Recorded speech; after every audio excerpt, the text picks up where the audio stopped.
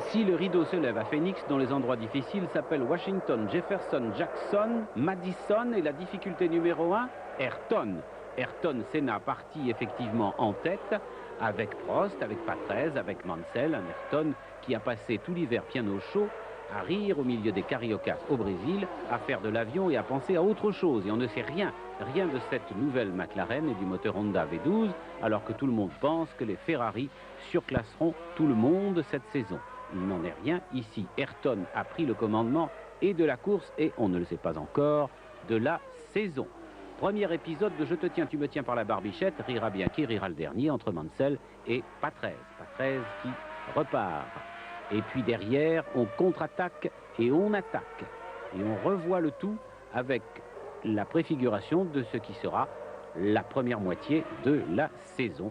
Une lutte ouverte entre les Williams-Renault et les McLaren après une première suprématie des McLaren et au milieu d'une cascade d'abandon, avec des gens qui auront beaucoup de chance et d'autres un petit peu moins, tel Ricardo Patrese qui peut remercier le bon Dieu d'avoir encore des jambes et de la chance et d'avoir aussi encore sa tête bien sur les épaules. Il y en aura d'autres pour qui ça se passera un petit peu dans le style du bal des débutantes, comme Gachot ici. On recule, on avance, tu me veux, je ne te veux pas, on s'en va, au revoir et merci.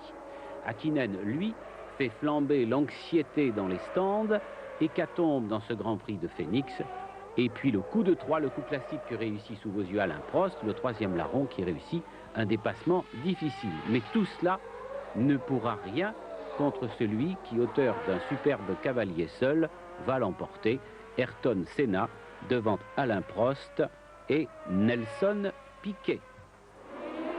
Ayrton Senna qui a des relations, désignant ici son protecteur principal, Dieu.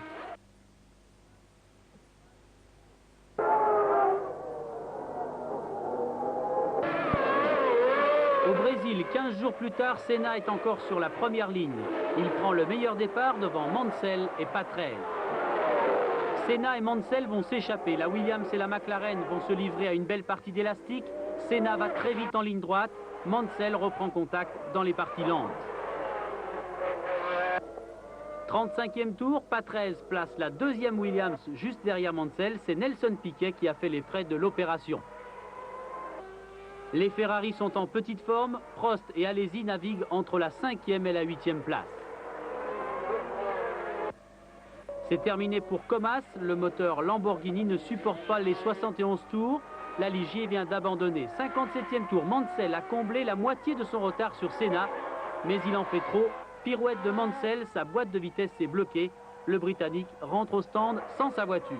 À l'avant, les chronos de Senna n'en finissent pas de faiblir. Il va devoir se surpasser physiquement pour terminer en vainqueur.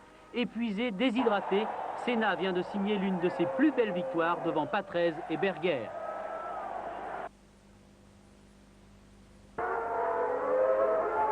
Chaque année, la petite république de San Marino s'offre 100 000 spectateurs et un circuit d'un jour de prestige, Imola. Le prestige un petit peu mouillé qui voit ici sur le gazon la sortie de Prost, alors que d'autres ont mieux réussi leur sortie et un second départ. Avec bien entendu une première ligne qui était composée de Senna et de Patrese. Patrese qui connaît bien Imola, il y a déjà gagné et qui aime bien la pluie, tout comme Senna. Un petit peu moins en réussite, Mansell, qui pourtant a donné bien des espoirs aux essais et qui court derrière son destin. Nelson Piquet n'aura pas le temps de courir très loin.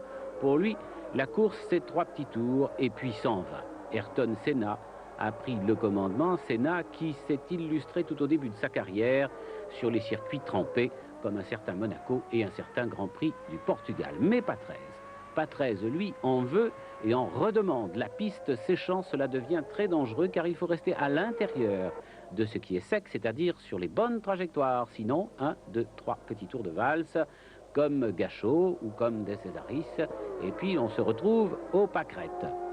Celui-ci va faire parler de la Dallara et surtout de lui, Gigi Leto, admirable révélation d'un Grand Prix qui verra aussi sortir les Lotus, car ce Grand Prix d'Imola, avant que la piste ne sèche complètement, a cessé faute de combattants de haut niveau, à l'exception d'Ayrton Senna, qui va connaître un nouveau podium. Mais qui pourrait arrêter Senna, disent certains qui le voient déjà faire 16 sur 16.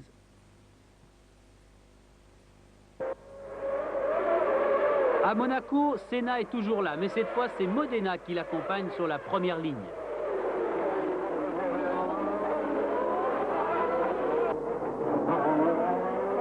Des problèmes pour Piquet qui s'arrête, victime d'un accrochage avec Berger. Senna, Modena, Patrese à plus de 137 de moyenne dans les rues de Monaco.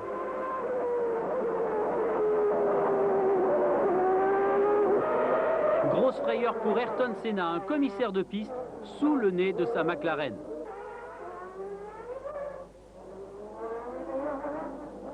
Course à rebondissement, Monaco propose son lot habituel de dérapage, c'est déjà fini pour Suzuki. Patrese devra abandonner, victime de l'huile projetée par l'explosion du moteur de Modena. Mansell et Prost se livrent alors à un duel serré au freinage de la chicane. C'est Mansell qui passe. Prost va devoir s'arrêter pour ses pneus. Il sera relégué à la 5e place.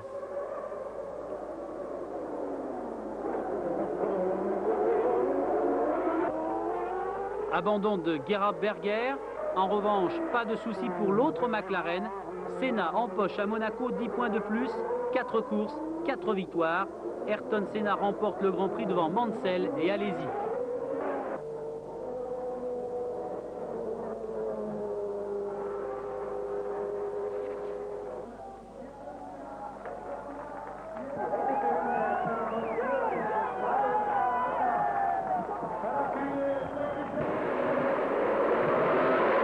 Canada, Mansell et Ricardo Patrese. Patrese étant en pole position, cela n'étonnera personne. Le Canada est une terre souriante pour les moteurs Renault et pour les châssis Williams. C'est elle qui rit vendredi sous la pluie, ne pleurera peut-être pas sous le soleil le dimanche. C'est à voir, car tout de même la grille est bien serrée avec Senna, avec Prost et les premiers ennuis de course qui seront ici pour Suzuki, qui éteint lui-même ce qu'il a allumé, pour Berger un petit peu plus tard, qui doit rentrer avec un moteur cassé, pour celui-là encore, qui survole les débats d'un tout petit peu trop haut. Et devant, c'est la lutte, la grosse lutte avec les Ferrari et avec Senna et avec Williams et avec Patrese, enfin avec tous ceux qui y croient.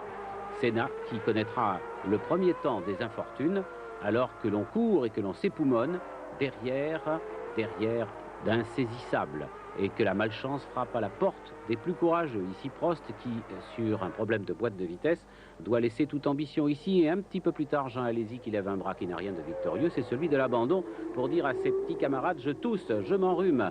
Et une nouvelle fois la presse italienne se posera des questions alors que le torchon brûle de plus en plus entre César Fiorio et Alain Prost et quelques autres aussi.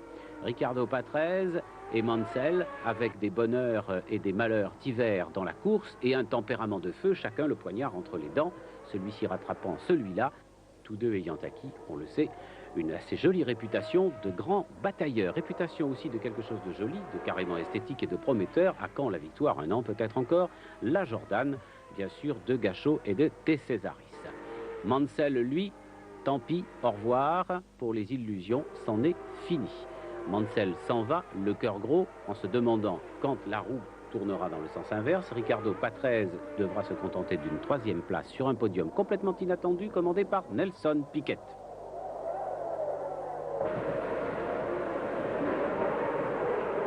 Au Mexique, il y a un peu moins d'un mois, les Williams avaient réussi un joli doublé sur la grille de départ. C'est Nigel Mansell qui va réussir à s'engouffrer en tête au premier freinage devant Senna, Alesi et Patrese.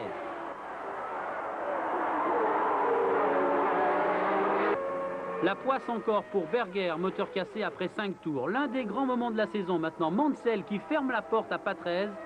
Les deux Williams sont à 2 doigts de l'accrochage. Patrese va passer au 13e tour. Derrière Alesi part en tête à queue. Ça ne marche pas très fort pour Ferrari. Prost va abandonner.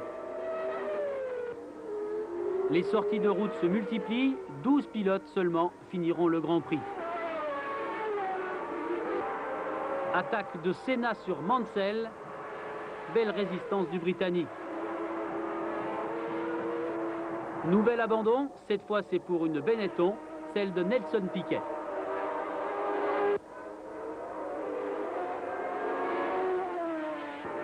Abandon aussi sur sortie de piste pour Bertrand Gachot. Et pendant qu'on enlève la voiture de Gachot, en tête, Patrese est toujours devant Mansell, mais le Britannique est euphorique. Il reprend 1 seconde par tour à son coéquipier italien. Finalement, Ricardo Patrese va garder l'avantage jusqu'à l'arrivée. 2e, Mansell devant Senna qui limite encore les dégâts. Enfin, la récompense de la victoire pour Williams et le moteur Renault. Ricardo Patrese gagne le 4e Grand Prix de sa carrière. À Mexico, il courait pour la 214e fois.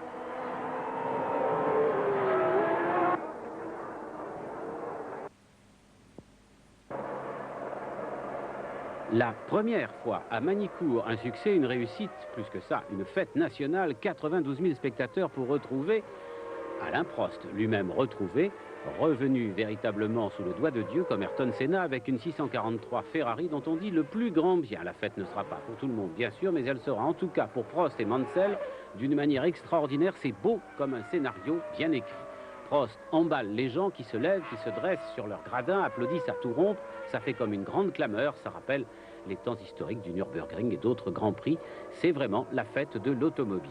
Ayrton Senna et Berger ne peuvent qu'assister pour le moment en tout cas, et depuis la place que leur dispute Alesi, au bonheur des autres. Pas longtemps, puisque Berger ici est obligé de rentrer moteur cassé. Prost et Mansell continuant le bal, alors que derrière d'autres entament d'autres tours de valse qui se passent parfois assez bien. Il y a des miracles, même en sport automobile, dans ce genre de frotti-frotta.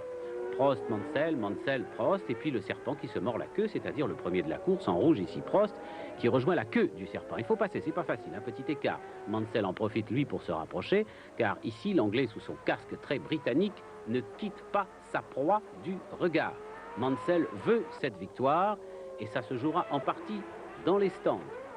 7 secondes pour Alain Prost, un bon changement de pneu ici pour Mansell, mais il n'y a pas que le temps de durée du changement de pneu qui compte, il y a l'entrée et la sortie des stands, et à la sortie on retrouve Prost en tête.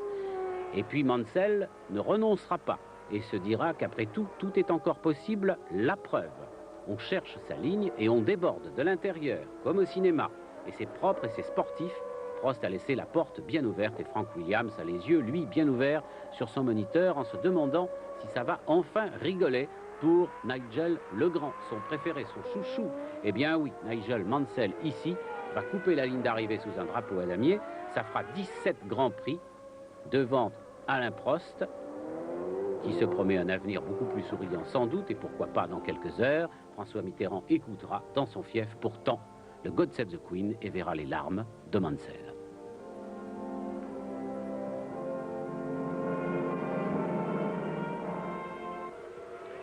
Au Grand Prix d'Angleterre, Mansell décroche sa première pole position de la saison.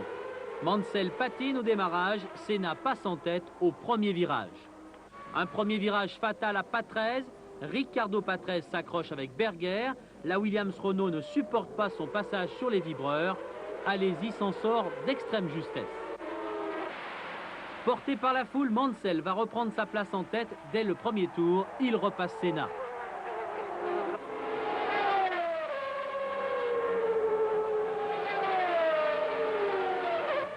Au 10e tour de la course, Prost et Alesi sont maintenant en bagarre avec Berger. Prost ne parvient pas à dépasser l'Autrichien. Alesi derrière perd patience, il se décide à doubler Prost. Dépassement osé, c'est juste mais ça passe. Berger fera le bouchon pendant quelques tours encore avant de libérer les deux Français au 23e tour. À l'avant, Mansell mène toujours un train d'enfer. Et à mi-course, il devance Senna de 25 secondes.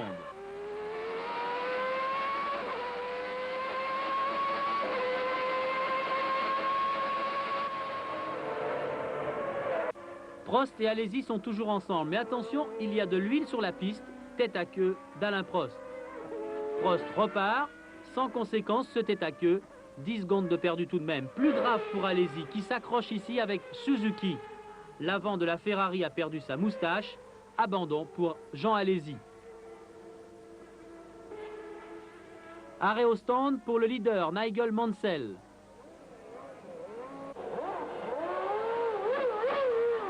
Grâce à des pneus neufs, le Britannique va alors affoler tous les chronomètres. Mansell pulvérise les records du tour sur le nouveau circuit de Silverstone. Senna est toujours deuxième, il sait qu'il ne peut rien faire face à Mansell.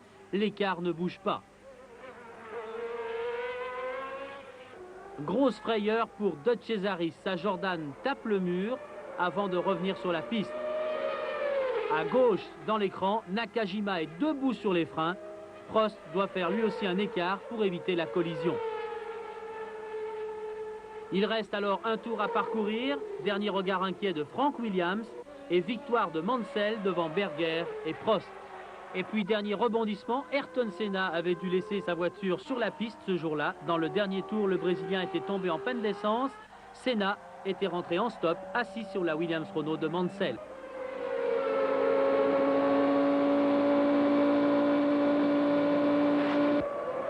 À Hockenheim, devant 130 000 spectateurs, Nigel Mansell, avec un départ canon, entend s'imposer. Il n'a jamais gagné en Allemagne. Il a fait une remarquable pole position et le voici qui se glisse dans le premier droite devant les deux premières McLaren. Et puisque l'on parle de glisse, ça glisse un petit peu trop derrière. Et pour Blondel et pour Larini, qui n'iront évidemment pas très loin dans ce Grand Prix d'Allemagne où Williams Renault cherche une 4e victoire. Avec autorité dans le stadium ici, voici Mansell devant les McLaren, devant les Ferrari, devant des poursuivants qui essaient de se placer comme ils le peuvent. Ayrton Senna, bouchonnant un tout petit peu, dira Alain Prost, dira aussi un peu plus tard Jean Alesi. Ça passe ou ça casse, ça passe de très peu lorsque l'on monte un peu trop sur les bordures des difficiles chicanes d'Hockenheim. Ça donne ces glissades impressionnantes pour Pierluigi Martini. On vous emmène au stand pour un premier changement de pneus en compagnie de Gerhard Berger dans la partie cachée du circuit la plus rapide. Changement qui ne l'est pas trop rapide pour l'Autrichien, beaucoup de temps. Un pistolet qui traîne par-ci, par-là. Ce sont quelques secondes précieuses perdues pour un balai fantastique où ensemble arrivent Prost et Senna. On se précipite pour voir comment ça se passe chez Senna, toujours très rapidement, puisque en dessous des 7 secondes et presque en même temps, Prost ressort dans le même tour qu'Ayrton Senna. Mansell va lui aussi changer de chaussures, ça sera un tout petit peu moins brillant, mais l'Anglais va repartir avec autorité et n'aura cessé de dominer cette course que quelques petits tours. Changement de pneus aussi pour Riccardo Patrese et Jean Alesi se retrouve en tête après ce changement de pneus pour quelques instants. Pas très long, il sait ce qu'il attend, Jean, le retour de Mansell, le retour des autres à l'attaque, le retour de Senna. Et ici, avec une limite de frotti-frotta, les choses se remettent dans l'ordre. Mansell devant Patrese, Alesi, Senna, Prost et Berger. Et l'on se dit que la pièce est jouée, ou presque. Et cette pièce de la chance, Alain Prost va tenter une dernière fois de la jeter en l'air dans un endroit difficile que lui conteste Ayrton Senna, qui n'ouvre pas la porte. Et de ce fait, Prost fait un tout droit. Senna manque de le faire aussi. Les choses sont terminées pour Prost. Jean Alesi, quant à lui, est en route pour un podium, alors qu'Ayrton Senna est en route pour un autre endroit, celui de la défaite, de l'abandon sur panne d'essence, exactement là où il a failli s'accrocher tout à l'heure avec Prost. Nigel Mansell triomphe et du bras droit chasse les papillons noirs de ce qui fut sa mauvaise période. Grand Prix de Hongrie, compte tenu du circuit, c'est bien sûr l'un des départs les plus importants de l'année. Senna en pole position part en tête, Patrese revient presque à sa hauteur, mais au freinage, Senna garde l'avantage. Le Brésilien précède alors Patrese, Mansell, Prost, puis Gerhard Berger. Le Hungaroring donne déjà le tournis à certains pilotes. Aguri Suzuki à l'envers, suivi de Pierluigi Martini dans le gazon.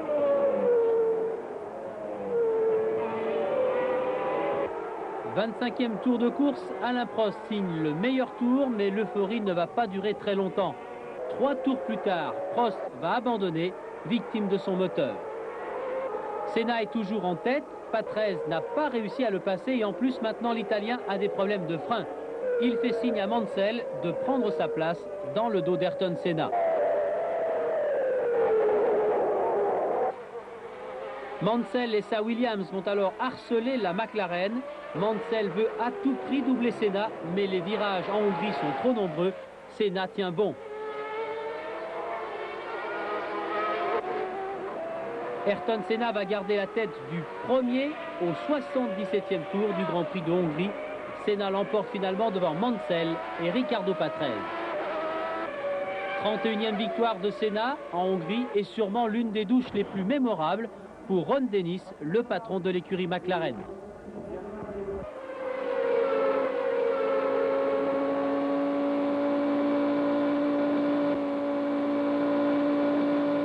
Spa-Francorchamps, la plus belle, Senna y a gagné 3 fois. Et comme il y a encore réussi la pole position, il va tenter de rentrer en tête dans l'épingle de la source, la première difficulté de Spa-Francorchamps. Il y réussit, bien que Prost lui ait contesté ce départ. Et Ayrton Senna se précipite dans le raidillon au moment où Michael Schumacher, le jeune Allemand de 22 ans, révélation des essais, abandonne pour problème d'embrayage. Senna au commandement, Mansell étant parti derrière Prost, entend quant à lui prendre l'initiative de la chasse, voilà qui est fait. Il a passé Prost, l'anglais, et se rue dans le sillage d'Ayrton Senna pour tenter de dépasser le Brésilien. Prost, quant à lui, s'arrête, moteur cassé. La poisse s'acharne sur le triple champion du monde français. Senna au commandement avec Mansell aux aguets qui tente le tout pour le tout. Senna, malin, au bout de 35 minutes de course, change ses pneus un petit peu plus tôt que prévu. Ça ne se passe pas merveilleusement bien pour une fois pour le Brésilien. Petit problème à l'arrière droit. Et puis voici la réinjection sur la piste d'Ayrton Senna. C'est un peu mieux, et même nettement pour Mansell. La chasse continue, le suspense aussi, et nous ne sommes qu'au début d'un fantastique Grand Prix, alors que le ballet dans les stands continue avec Gerhard Berger, malheureux, qui se demande comment cette course va évoluer et qui est bien loin de penser que l'on s'achemine tout bêtement vers un doublé McLaren. Mansell, quant à lui, en est encore plus loin, alors que les sorties de stand se font difficiles, ici avec Gerhard Berger. Mansell en est d'autant plus loin de penser à ce dénouement que ça va à peu près bien pour lui. Revenu du diable Vauvert, Riccardo Patrese parti en 16e position. Aux avant-postes, Mansell en tête devant Alesi, Senna, Piquet, Patrese et De Cesaris. Et on se dit que tout est encore possible pour les Williams Renault. Ô combien!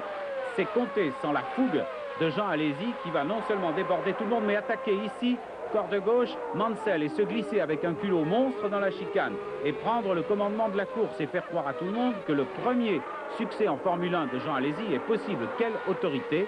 On passe de 3 secondes à 10 secondes car au même moment, Ayrton Senna a des problèmes de boîte.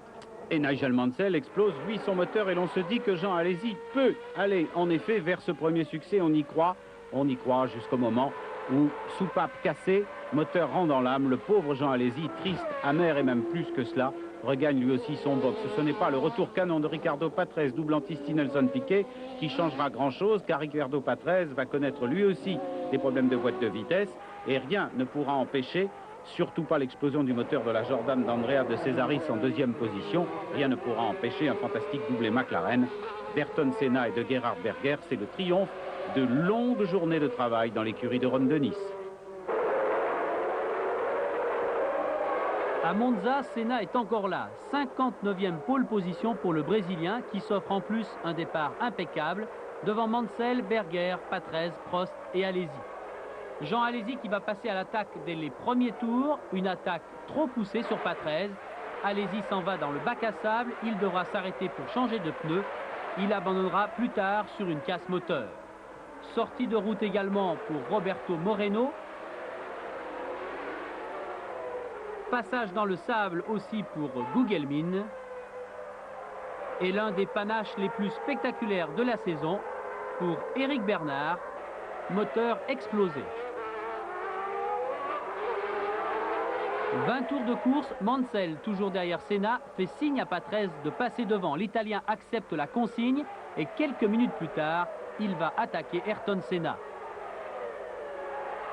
Attaque ici au freinage d'Ascari, la manœuvre est parfaite. Et Patrese va creuser un écart immédiat. Il distance Senna de 1 seconde 45 en moins d'un tour. Mais Riccardo Patrese va se faire surprendre ici par un changement de vitesse, toujours dans cette chicane. Patrese va partir en tête à queue. Senna et Mansell passent en tête. Riccardo Patrese abandonnera quelques secondes plus tard. À la mi-course, Senna retrouve sa première place devant Mansell, Berger et Prost. Un Senna talonné par Mansell. Le Brésilien est à la limite. Freinage trop tardif. Les pneumatiques de la McLaren n'ont pas apprécié. Le Brésilien va finalement s'incliner face aux assauts de Mansell.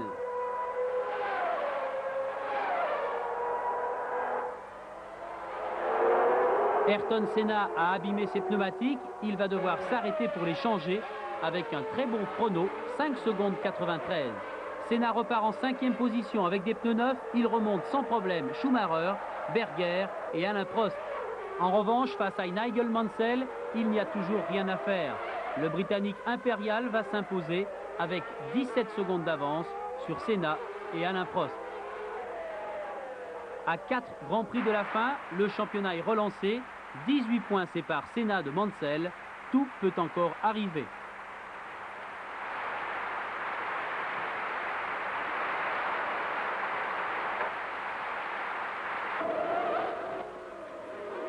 Ciel bleu et chaleur torride à Estoril au Portugal, avec pour une fois un excellent départ de Ricardo Patrese qui avait signé la pole position.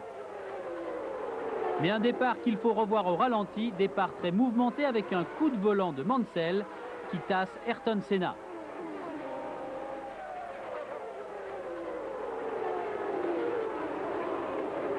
Dès les premiers tours, Patrese et Mansell se sauvent. Le moteur Renault est en pleine forme. Seul Gerhard Berger réussit à se maintenir dans le sillage de l'Italien et du Britannique.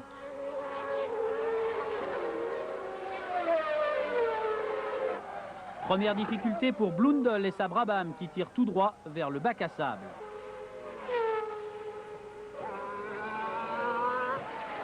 Au 17e passage, Ricardo Patrese lève le pied dans la ligne droite et c'est Mansell qui passe en tête du Grand Prix. Les pneumatiques n'en peuvent plus, arrêt au stand pour presque tout le monde avec un chronomètre canon pour les mécaniciens d'Ayrton Senna. Une minute plus tard, nouvel arrêt mais pour Mansell. Et ce changement va être déterminant. Regardez bien la roue arrière droite, elle n'est pas suffisamment serrée et pourtant on donne le feu vert à Mansell. Le Britannique s'arrêtera au bout des stands avec une roue en moins. Mansell repartira quelques minutes plus tard pour finalement être disqualifié. La remise en place de sa roue avait été effectuée dans une zone interdite. Abandon d'Alain Prost au 39e tour. Alesi lui a un peu plus de chance, son moteur tient bon et le Français est toujours en bagarre pour la 3e place. En tête, Patrese occupe la première position du Grand Prix. L'Italien roule dans une voiture supérieure à toutes les autres. Il va imposer sa Williams Renault devant la McLaren de Senna et la Ferrari d'Alesi. 24 points séparent désormais Senna de Mansell. Net avantage aux Brésiliens à 3 courses de la fin du championnat.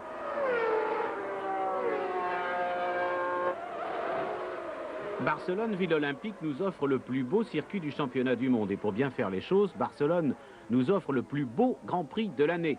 Mais pour les coups de théâtre et les rebondissements, il faut de la pluie. Gerhard Berger prend le commandement sur une pluie fine et pénétrante devant Ayrton Senna, Schumacher et Nigel Mansell. Un Schumacher très en verve, très à l'aise comme à l'habitude, qui va en faire voir de toutes les couleurs au ténor de la F1 et même ici à Ayrton Senna, avec qui il est en bagarre. Devant, Berger va bien, il faut dire que l'Autrichien est à l'aise et rapide sur la pluie et que la seule question que l'on se pose à cet instant, c'est combien de temps cela va-t-il durer? C'est probablement ce que s'est demandé Ivan Capelli en réduisant dès le 3e tour les effectifs d'un peloton toujours dominé par l'Autrichien.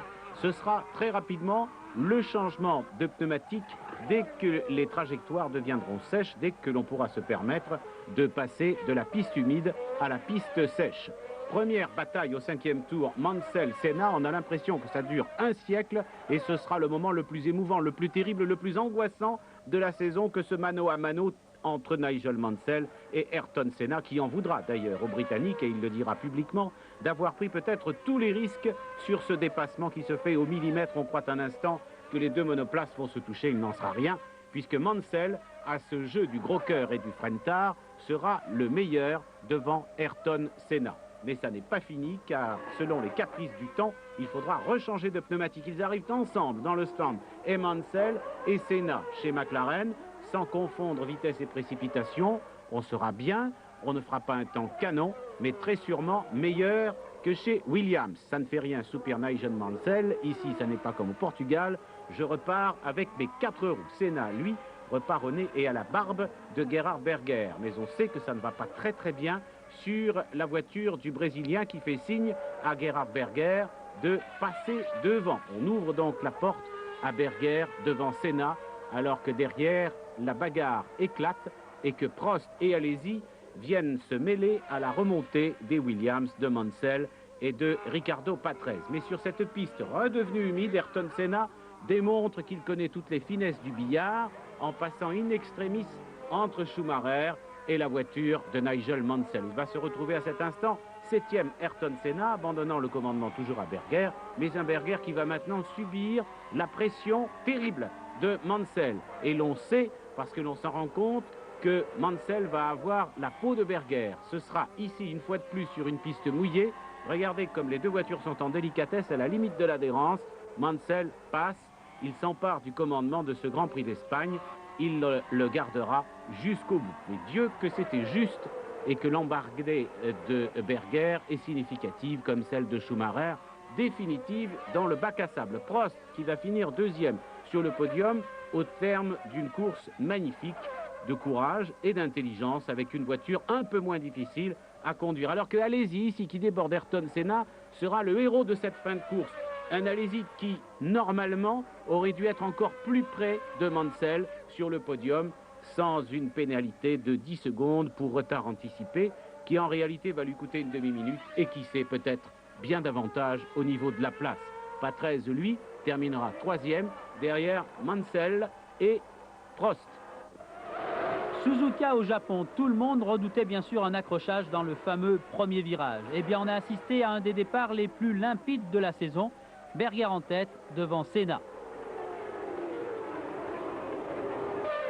Abandon d'Alesi, moteur cassé dès le premier tour du circuit. Les premiers accrochages à la chicane avec 4 pilotes en cause, Pirot, Gigi Leto, De Cesaris et Wendinger.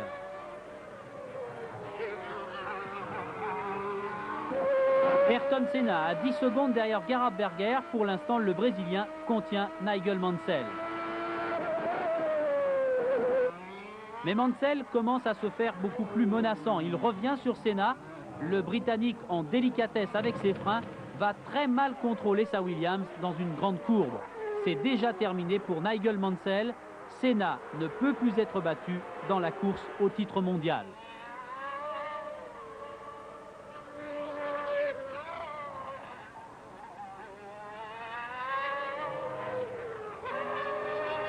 Senna libéré, son pilotage est euphorique. Le Brésilien va même passer en tête devant Gerhard Berger.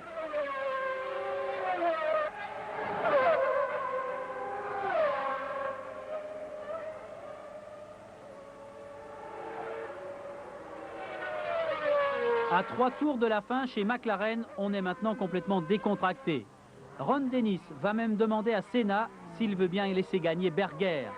Senna avouera plus tard, ça a été dur de dire oui, mais je l'ai fait. Gerhard Berger gagne le Grand Prix du Japon devant Ayrton Senna, qui décroche son 3e titre de champion du monde.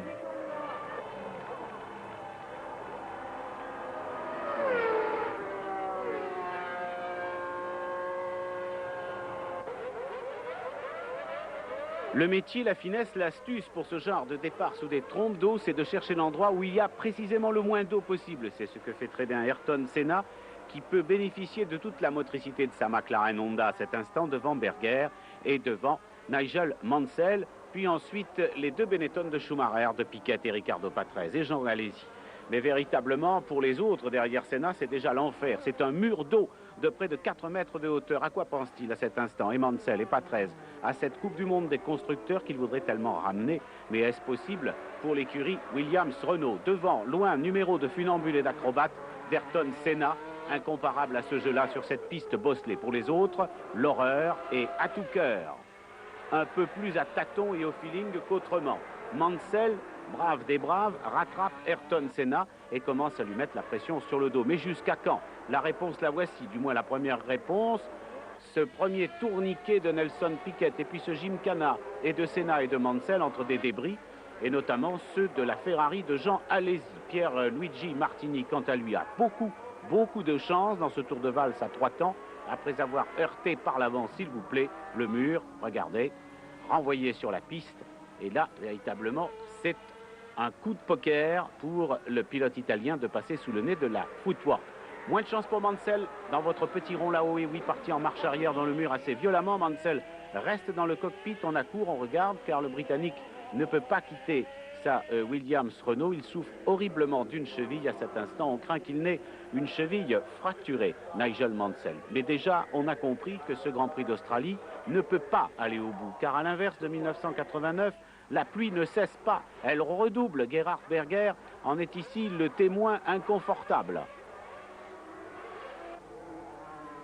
Et puis cela va encore continuer dans cette sorte de course à élimination où véritablement une décision s'impose. Il faut le coup de pouce du destin, la demande du meilleur des meilleurs, et c'est Ayrton Senna qui, par ce geste significatif, demande aux officiels d'arrêter les frais. Et effectivement, on va les arrêter en appliquant le règlement, le drapeau rouge. Alors que la piste est transformée en rivière, Senna, mais non, pas question de continuer, il consulte bien entendu les autres.